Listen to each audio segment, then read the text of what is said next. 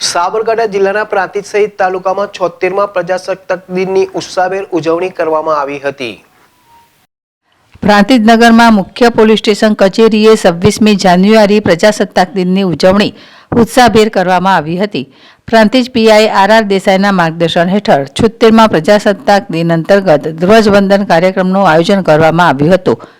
ASI Manish ગઢવીએ ધ્વજ લહેરાવ્યો હતો તેમજ PSI NK Patel guard of honour આપીને પરેડ કરાવીને ધ્વજવંદન માટે આમંત્રિત કર્યા હતા। પોલીસની સાથે સાથે હોમગાર્ડ જવાનોએ પણ ધ્વજવંદન કર્યું હતું। હોમગાર્ડ ઓફિસર કમાન્ડર ડીજી પરમારે ધ્વજવંદન કરીને ધ્વજ ફરકાવ્યો હતો, જ્યારે પ્લાટૂન સાર્જન્ટ કમાન્ડર ધ્વજ ફરકાવ્યો હતો, જ્યારે પ્લાટૂન સાર્જન્ટ કમાન્ડર પ્રજાપતિએ પરેડ કરાવી હતી। પ્રાંતિજ પ્રિન્સિપાલ, સિનિયર સિવિલ જજ, additional chief judicial magistrate court કચેરીમાં પણ ધ્વજવંદન કાર્યક્રમ યોજાયો હતો, જ્યાં પ્રિન્સિપલ જજ BR સોલંકીએ ધ્વજ ફરકાવ્યો હતો।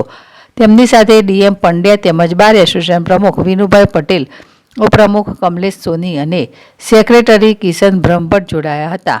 તમામ વકીલો તેમજ મિત્રો તેમજ કોર્ટન સ્ટાફ ગણ એ રાષ્ટ્રીય પર્વમાં સહભાગી બન્યા હતા।